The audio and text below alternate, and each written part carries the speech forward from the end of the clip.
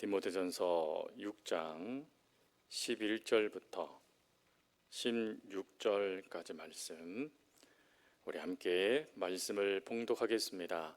오직 너 하나님의 사람아, 이것들을 피하고 의와 경건과 믿음과 사랑과 인내와 온유를 따르며 믿음의 선한 싸움을 싸우라. 영생을 취하라. 이를 위하여 네가 부르심을 받았고 많은 증인 앞에서 선언 증언을 하였도다. 만물을 살게 하신 하나님 앞과 본디오 빌라도를 향하여 선한 증언을 하신 그리스도 예수 앞에서 내가 너를 명하노니, 우리 주 예수 그리스도께서 나타나실 때까지 흠도 없고 책망받을 것도 없이 이 명령을 지키라. 기약이 이르면 하나님이 그의 나타나심을 보이시리니, 하나님은 복되시고 유일하신 주권자이시며 만왕의 왕이시며 만주의 주시요 오직 그에게만 죽지 아니함이 있고 가까이 가지 못할 빛에 거하시고 어떤 사람도 보지 못하였고 또 볼 수 없는 이시니 그에게 존귀와 영원한 권능을 돌릴지어다. 아멘. 한 농부가 있었습니다.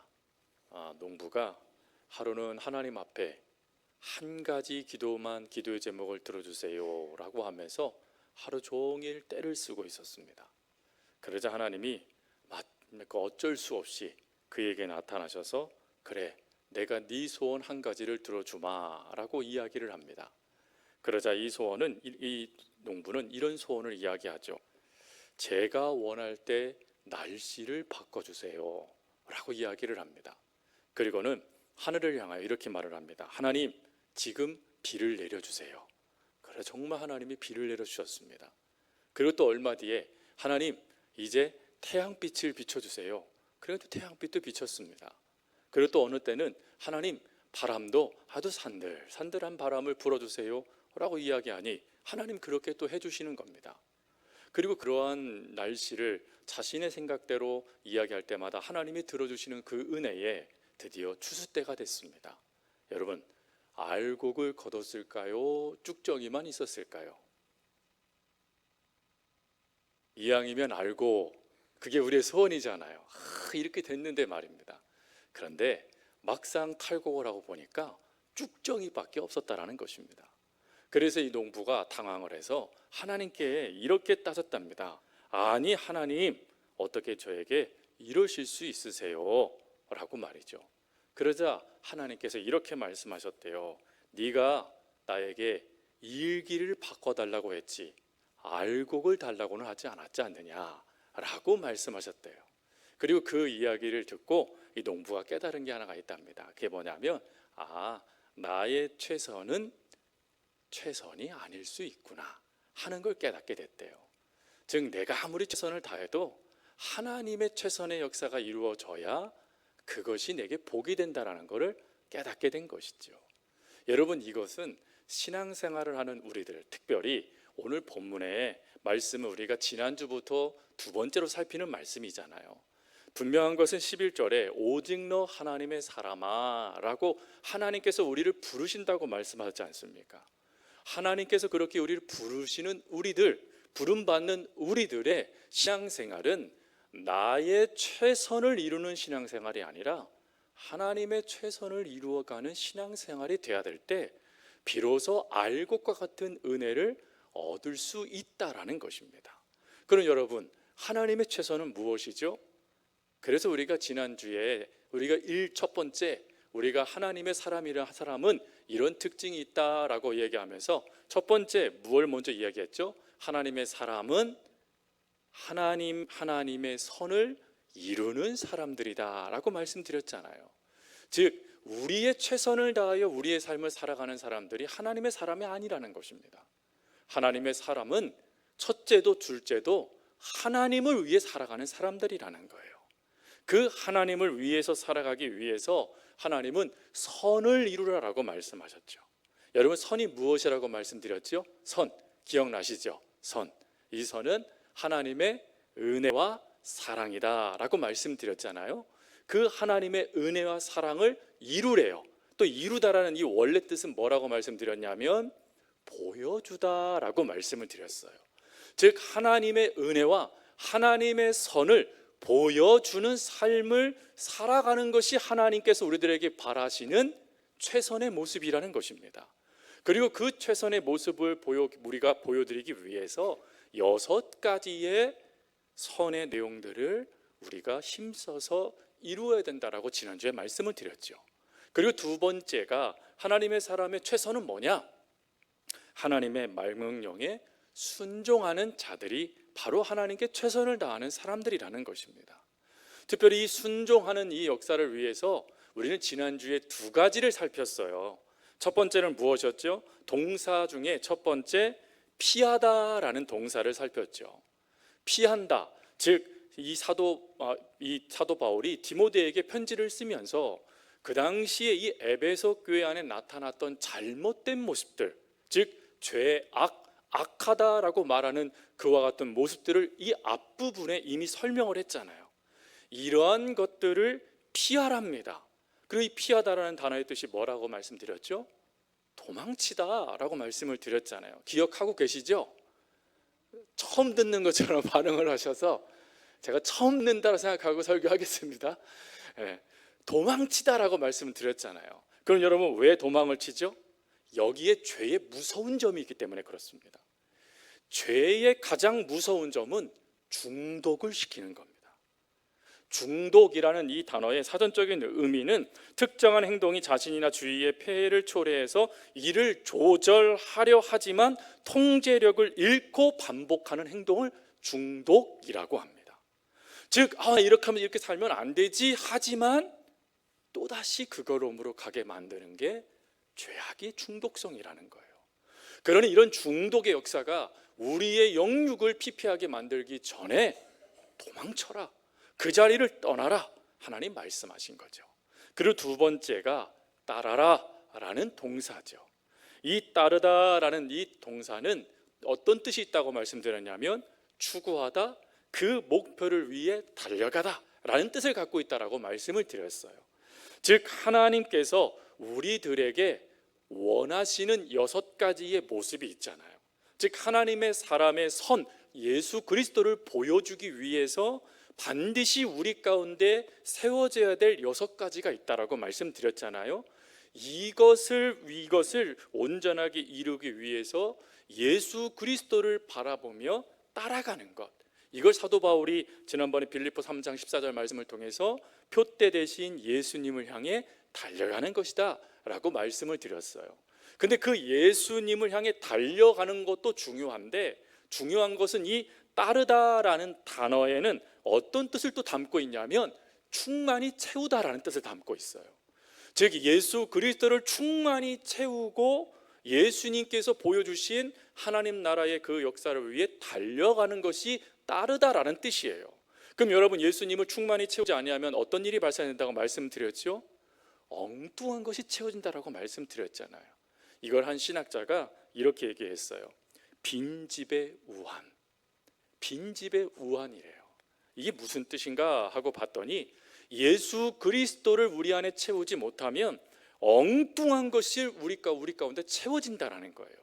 심지어 하나님도 뭐라고 말씀하셨냐면 우리의 마음에 하나님을 두기를 싫어하면, 하나님이요 로마서 1장 28절 32절 말씀해 보니까 하나님께서 그 상실한 마음대로 내버려 두사라는 표현이 나와요.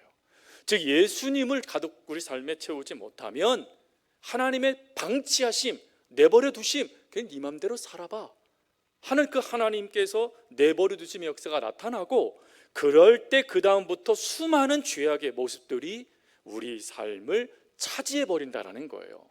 그래서 신학자는 빈집의 우한, 우리 안에 있는 이 마음의 집이 예수 그리스도로 가득 채워지지 못하면 그 자체로 하나님의 우한 덩어리가 되고 만다라는 것입니다. 그래서 사도 바울은 디모데에게 또 하나님의 사람아라고 부름받는 우리에게 철저하게 예수 그리스도를 충만히 채우며 예수님이 보여주신 목표를 향하여 나아가는 사람이 돼야 된다라고 말씀하고 있는 것입니다. 그리고 오늘은 세 번째, 네 번째입니다. 세 번째는 바로 싸우다라는 것입니다. 이 싸우다라는 단어는 헬라어로 아고나주라는 단어예요. 이 아고나주라는 단어는 언제 쓰여지는 단어냐면 운동 경기에서 사용되는 스포츠 용어입니다. 즉 이 사용처가 일반적인 게 아니라 운동 경기를 하고 있는 사람들에게 해당되는 용어가 바로 이 아고나주라는 단어라는 거예요. 그러니 이 아고나주라는 단어의 뜻은 뭐냐면, 여러분 운동선수들을 이렇게 보면 운동선수 옆에 항상 누가 옆에 있죠? 감독과 코치가 있습니다. 감독과 코치는 무엇을 합니까? 처음에는 열심히 훈련하는 걸 가르칩니다. 근데 이 훈련이 다 끝나고 경기장에 왔을 때는 더 이상 훈련할 수 없잖아요. 그때는 뭘 해야 되죠? 그때는 뭐 해야 됩니까? 예수 믿는 감독들은 기도하죠. 예수 믿는 감독들은 기도합니다. 하지만 기도가 끝나면 뭐 해야 됩니까? 응원을 해야 되잖아요. 그 달리는 선수를 향하여 목이 터져라 외쳐야 되잖아요. 조금 더 힘을 내라, 좀 더 빨리 달려라.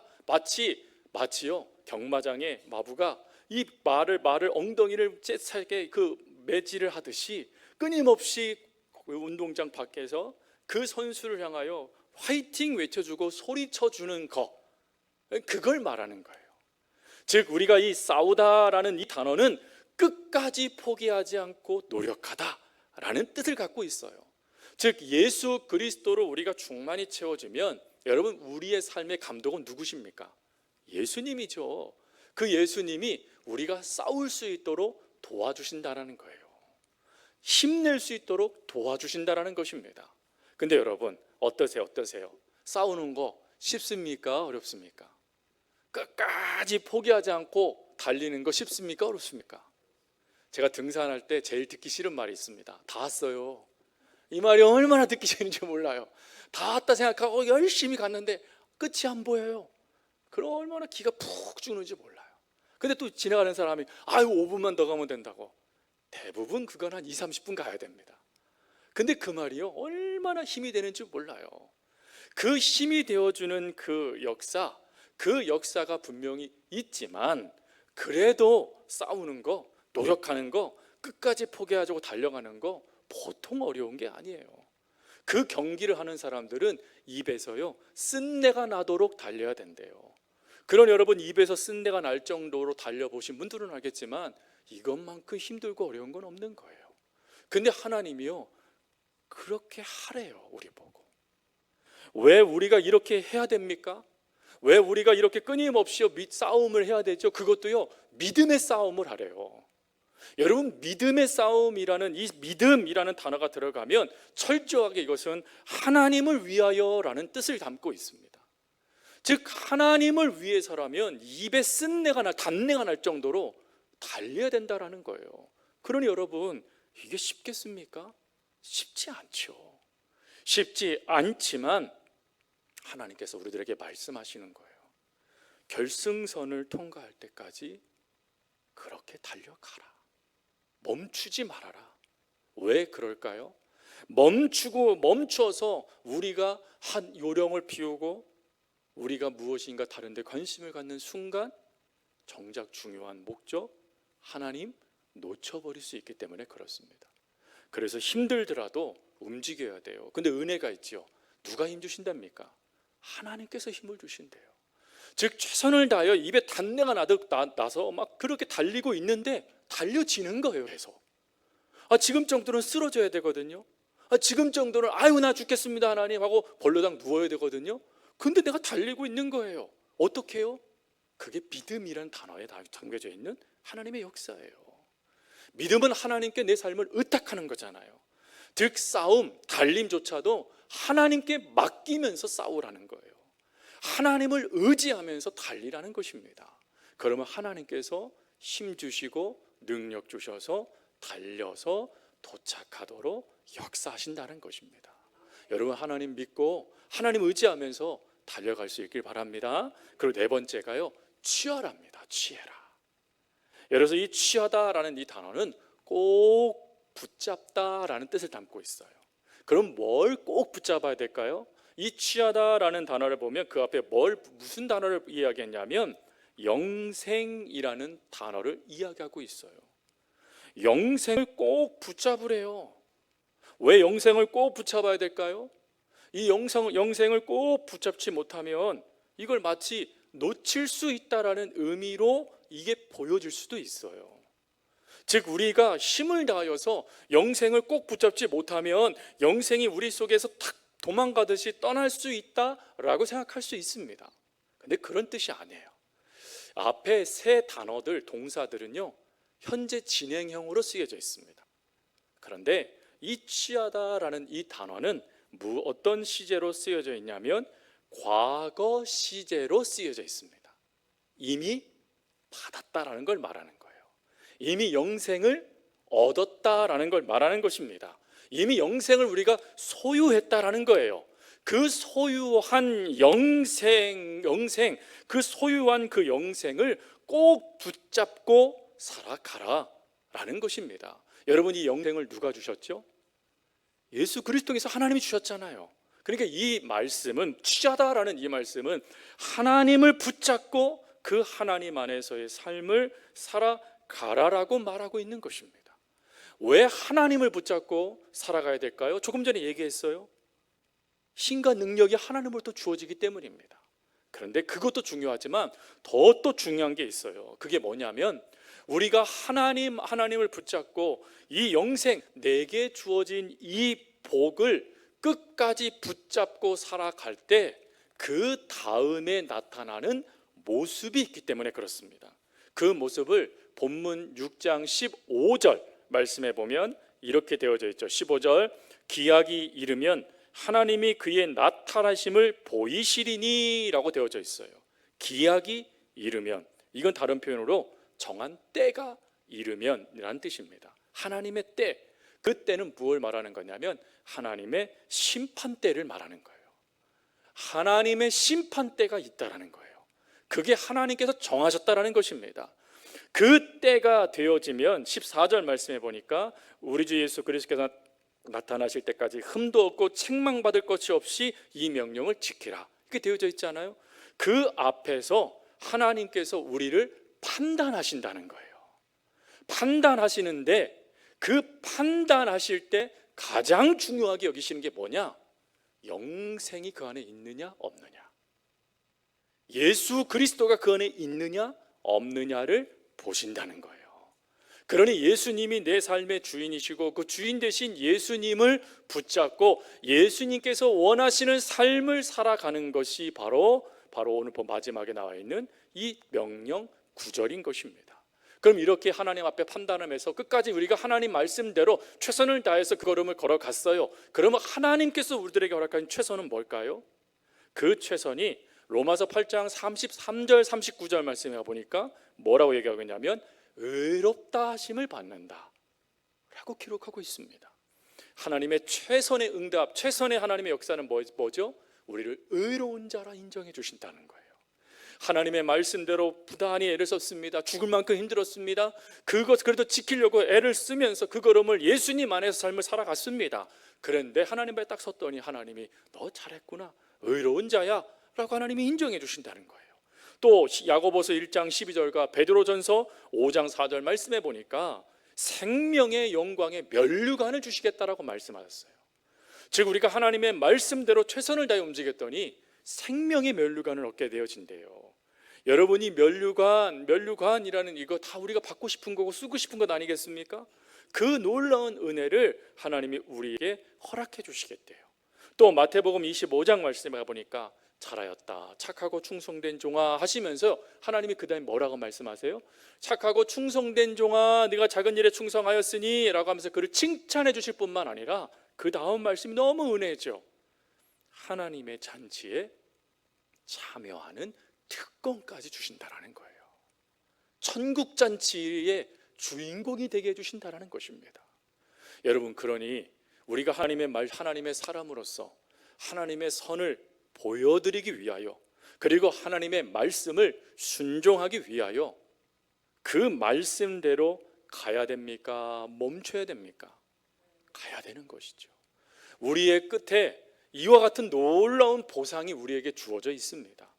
그리고 그 보상이 결론만 나타나는 게 아니라 우리의 삶에도 그걸 경험하도록 하나님이 우리 삶에서 역사에 주신다라는 것이죠. 그러니 하나님의 그 역사를 믿고 하나님의 능력 안에서 그 삶을 살아가십시오. 이거를 다른 표현으로 하나님의 사람답게 살아가십시오. 그러면 하나님의 사람답게 살아가는 저와 여러분들을 하나님이 책임져 주실 것이고, 하나님의 사람답게 살아가는 저와 여러분들의 삶이 마지막 심판대 앞에 섰을 때 하나님의 이 놀라운 축복, 칭찬, 인정받음의 역사가 우리에게 주어지는 놀라운 하나님의 축복이 되어질 것입니다. 그 은혜가 저와 여러분 삶에 가득하기를 간절히 주님의 이름으로 부탁드립니다.